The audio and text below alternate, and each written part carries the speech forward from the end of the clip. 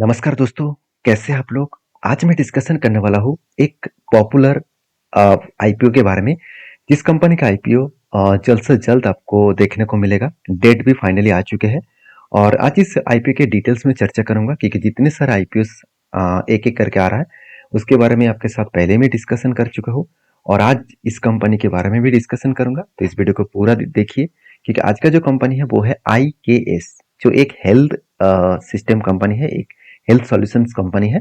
Basically इस company का जो नाम है इनवेंचरस नॉलेज सॉल्यूशन। तो इनवेंचरस नॉलेज सॉल्यूशन कंपनी के ऊपर मैं आज डिस्कशन करने वाला हूँ।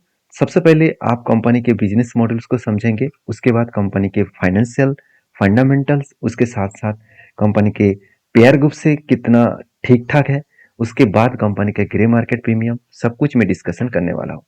तो ये जो कंपनी है वो बेसिकली करता क्या है, सबसे पहले वो देख लीजिए। वो कुछ इस तरीके देखिए, केयर एंड जो कंपनी का जो प्लेटफॉर्म है, दो प्लेटफॉर्म के माध्यम से कंपनी वैल्यू बेस्ड केयर, साथ ही साथ क्लिनिकल सपोर्ट, रेवेन्यू ऑप्टिमाइजेशन, साथ ही साथ powered by the general AI के माध्यम से भी कंपनी काम करते हैं। क्वालिटी, कॉस्ट एंड एक्सेस के ऊपर कंपनी बेसिकली प्लेटफॉर्म के ऊपर काम कर रहे हैं। तो कंपनी का जो मेनली बिजनेस है वो एक्चुअली टेक एंड ह्यूमन जो सिस्टम है उसके ऊपर काम करना, फाइनेंशियल जो सस्टेनेबिलिटी है उसके ऊपर काम करना, पेशेंट के ऊपर भी काम करना और साथ ही साथ फ्री केयर्स के ऊपर भी काम करना। तो कंपनीज की जो बिजनेस है वो आपको शायद उतना ज़्यादा डिटेल्स में पता नहीं चल रहा है। चलो मैं कुछ पॉइंट्स आपको दिखा दूँ। उससे पहले देख लीजिए, टोटल इसका जो क्लाइंट्स है वो 853 है। साथ ही साथ टोटल इसका जो हेल्थ टीम मेंबर्स है 13,240 के ऊपर है और जो क्लिनिक स्टाफ है वो 3,111 के आसपास है। तो यहाँ पे देख सकते हैं कंपनी के डिटेल्स के बारे में। कंपनी स्टार्ट हुआ था 2006 में, तब से लेकर कंपनी काम कर रहा है और इस जो कंपनी का नाम है आईकेएस हेल्थ। तो बेसिकली ये जो कंपनी है वो प्रोवाइड करते हैं services to health care enterprises such as handling administrative work. तो सीधा-सीधा आपको एक क्लियरिटी मिल चुके हैं कि कंपनी काम क्या करते हैं। देखिए, the company helps doctors and others health care providers. मतलब कंपनी डॉक्टर्स और हाँ, हेल्थ केयर जो जितने सारे प्रोवाइडर्स हैं उसको हेल्प करने का काम करते हैं एंड बाय हैंडलिंग देयर मतलब paper work and administrative task. मतलब किसी भी, देखिए मान के चलिए आपको किसी जगह पे एडमिशन होना है, तो इसके लिए आपके पेपर वर्क से लेकर आपका एडमिशन से लेकर मतलब आपको वहाँ पे डॉक्टर दिखाने से लेकर सारे जो प्रोसीजर है वो प्रोसीजर इस कंपनी सॉल्यूशंस करते हैं। तो उसी का काम करते हैं। साथ ही साथ ये भी बता रहे हैं कि IKS Health offer services such as clinic support. तो क्लिनिक का सपोर्ट, साथ ही साथ मेडिकल डॉक्यूमेंटेशन मैनेजमेंट, साथ ही साथ वर्चुअल मेडिकल जो मतलब सब देखा जाए तो वर्चुअल मेडिकल जो प्रोसीजर होते हैं, तो ऑनलाइन के माध्यम से जो आपको मेडिकल प्रोवाइड किया जाता है, डॉक्टर के साथ कंसल्टेंट किया जाता है, तो इस सारे प्लेटफॉर्म के ऊपर कंपनी काम करते हैं। तो एक फ्यूचरिस्टिक कंपनी है, एक टेक्नोलॉजी बेसिस कंपनी है। देखिए, the company is health care technology company that helps make its मतलब जो easier and fastest patient to get their care.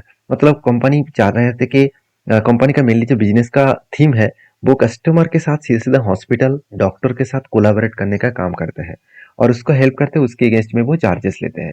तो ऑब्वियसली एक नया बिजनेस मॉडल है और इस मॉडल फ्यूचर में चलेगा क्योंकि अभी हम लोग खुद देखते हैं एपोलो में अगर हम लोगों को किसी डॉक्टर को दिखाना है, एडमिट होना है, तो सबसे पहले आप ऑनलाइन के माध्यम से रजिस्टर करेंगे तो आपको वो सारे सीट्स बुक हो जाएगा, वो आपको अलॉटमेंट बुक होगा। तो उसी तरीके से प्लेटफॉर्म के काम ये कंपनी कर रहा है। तो ये ऑब्वियसली फ्यूचरिस्टिक कंपनी है, फ्यूचर के ग्रोथ के लिए इस तरीके से सोच रहा है। तो कंपनी का जो काम है वो बेसिकली ऑब्जर्वेशन, साथ ही साथ कंसल्टेशन, साथ ही साथ देखा है तो डायग्नोसिस। तो इस तरीके से चीज़ों के ऊपर कंपनी काम कर रहा है। तो अभी चलो कंपनी का काम तो पता चल गया, अभी चलो कंपनी का ग्रोथ कहाँ पे है वो भी देख लेते हैं। तो ग्रोथ के बारे में अगर बात करूँ तो कंपनी के फाइनेंशियल डिटेल्स को देखना पड़ेगा।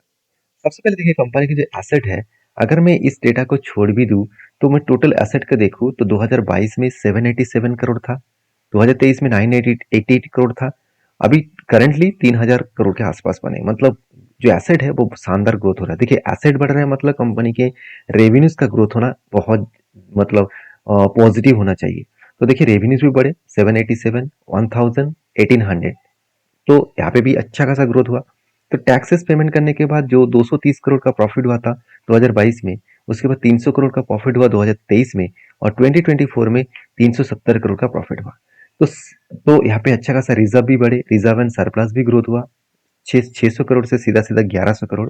और यहाँ पे एक वीकनेस पॉइंट यही पे लगा कि कंपनी का कर्जा, तो कर्जा मुझे बहुत ज्यादा लगा। जितना कंपनी के रेवेन्यूज बने उसी तरीके से कंपनी का कर्जा है, तो कर्जा कंपनी का बहुत ज्यादा है। फिर भी यहाँ पे एक डेटा में आपको दिखा देता हूँ, जो यहाँ पे डेप दिख रहा है वो माइनस में दिख रहा है, मतलब कर्जा थोड़ा सा ज्यादा तो है। अभी कंपनी का ROE अच्छा खासा देखने को मिले, ROC भी बहुत शानदार है। और कंपनी के देखिए जो पेट मार्जिन है वो भी 20 के आसपास है। अर्निंग पर शेयर के बारे में बात करूँ तो 21 रुपीज करके अर्निंग हो रहा है, और इसका वैल्यूएशन मुझे थोड़ा सा हाई लगा।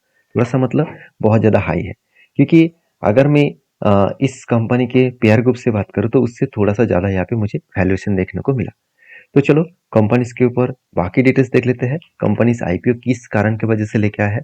देखिए कंपनी बता, the company will not receive any मतलब जो जो मतलब प्रोसीडर्स है for the offers and all such मतलब प्रोसीडर्स। तो बेसिकली कंपनी बता रहा है कि will go to the selling share holders, मतलब शेयर होल्डर्स खुद के सेल प्रोडक्ट को सेल करके खुद के जेब भरना चाहते हैं। क्या सचमुच खुद के जेब भरना चाहते हैं? वो भी आपको यहाँ पे देखने को मिल जाएगा। मैं आपको यहाँ पे दिखा देता हूँ। हाँ देखिए, टोटली आपको यहाँ पे ऑफर फॉर सेल दिख रहा है। टोटल जो इशू साइज रहेगा करीबन 2400 2500 करोड़ के आसपास आप बोल सकते हैं कि पूरा का पूरा पैसा किसके जेब में जाएगा? ऑफर फॉर सेल, मतलब प्रोमोटर के जेब में जाएगा। तो बिजनेस को ग्रोथ करने के लिए एक भी पैसा यहाँ पे यूज नहीं किया जाएगा, सारे पैसा प्रोमोटर के जेब में जाएगा। देखिए कंपनी का बिजनेस तो ठीक ठाक चल रहा है, ऐसे नहीं कि बिजनेस खराब चल रहा है। तो प्रोमोटर कभी कभी खुद के शेयर को बेचना भी चाहते हैं, क्योंकि इतने दिनों से वो बिजनेस कर रहा है, तो उसका जेब भरने के लिए तो पैसा तो चाहिए ना, तो इसलिए वो शेयर को बेच भी सकते हैं। साथ ही साथ उसका प्राइस बैंड के बारे में बात करूँ तो कंपनी का प्राइस बैंड एक शेयर खरीदने के लिए आपको करीबन जो प्राइस बैंड में आपको बाई करना होगा वो है 1265 से लेकर 1329 के आसपास। तो ₹1 का फेस वैल्यू के हिसाब से यहाँ पे IPO लेके आया है। और IPO के जो टोटल डेट्स है वो आप देखेंगे तो 12 दिसंबर स्टार्ट होगा, 16 दिसंबर इसका लास्ट डेट रहेगा, मतलब कल से स्टार्ट होगा, और 16 दिसंबर में शेष मतलब खत्म होगा। और 17 तारीख को आपको अलॉटमेंट देखने को मिलेगा, 18 तारीख को फंड रिफंड किया जाएगा, और 18 तारीख को ही आपको डीमेट अकाउंट में ट्रांसफर किया जाएगा अगर आपको IPO मिला तो। और लिस्टिंग डेट जो है वो दिसंबर के 19 तारीख को है। ये कुछ डेट्स है जिस डेट से पता चल रहा है कि कंपनी जल्द से जल्द IPO लिस्टिंग करने जा रहा है, जिसका डेट भी आ चुके हैं, सब कुछ आपके सामने आ चुके हैं। अभी चलो एक मेन मुद्दे पे बात कर लेते हैं, वो है कंपनी का ग्रे मार्केट प्रीमियम। देखिए 6 तारीख को 7 तारीख को कुछ ग्रे मार्केट प्रीमियम था नहीं, 8 तारीख को 225 रुपीज करके ग्रे मार्केट में देखने को मिला था, और मतलब 9 तारीख को कंपनी का ग्रे मार्केट प्रीमियम देखने को मिले 350 के आसपास, और लगातार ग्रे मार्केट प्रीमियम बढ़ते चले जा रहे हैं। मतलब कंपनी का लिस्टिंग गेन जो है वो 26 से 28% यहाँ पे ओपनिंग मार्केट में देखने को मिल रहा है। देखिए एक ग्रे मार्केट प्रीमियम है, मतलब मार्केट आशा कर रहा है कि इस तरीके से प्रीमियम देकर वो लिस्टिंग होने वाला है। तो यहाँ पे लिस्टिंग होगा कि नहीं होगा उसका तो कोई 100% गारंटी तो है नहीं, मतलब इतना परसेंटेज में लिस्टिंग होगा कि नहीं होगा इसका तो गारंटी है नहीं। फिर भी मैं कहूँगा अगर ग्रे मार्केट प्रीमियम अच्छा देखने को मिले तो चांसेस ज़्यादा होते हैं पॉजिटिव लिस्टिंग होने के लिए। तो कंपनी के जितने सारे पॉइंट्स मुझे देखने को मिले तो पॉजिटिव तो है, नेगेटिव तो उतना ज़्यादा नहीं है। फिर भी कुछ वीकनेस पॉइंट्स है और वैल्यूएशन बहुत ज़्यादा है, इसको देखते हुए समझते हुए काम करना। तो मेरा ओपिनियन यही है कि आप आपके हिसाब से डिसीजन लीजिए और चीज़ों को समझिए, समझ कर काम करिए। तो वीडियो अच्छा लगे तो प्लीज़ लाइक करिए, इसी तरीके से वीडियो पाने के लिए चैनल को सब्सक्राइब करिए। Thank you.